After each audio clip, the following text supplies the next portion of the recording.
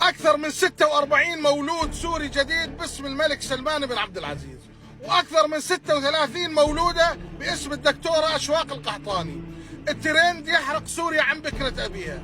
منظمة الملك سلمان الإغاثية الناس كلها تحكي بها، الصغير والكبير بسوريا. يا أخي، يا أخواني، يا شعبنا الحبيب السوري، الشعب السعودي كله أشواق القحطاني وكله الملك سلمان بن عبد العزيز.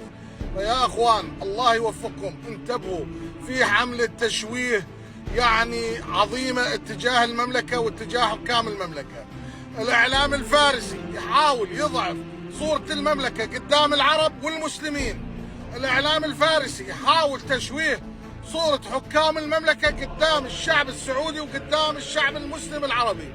فانتبهوا، هاي كلها تلفيق وأكاذيب. الشعب السعودي شعب طيب، شعب لطيف، شعب موحد، وحكام المملكة ناس كرماء من عائلة متدينة وناس متدينين. أخي لا تروحون بالكذب، هذا اللي يقول لك أعداء للمسلمين وهذا اللي يقول لك أعداء للعرب، كلها هاي تشويه وكلها حملة فارسية مجوسية حقيرة لتشويه صورة حكام المملكة. الله يحفظ المملكة والله يحفظ حكامها، وتحياتي لكم جميعا.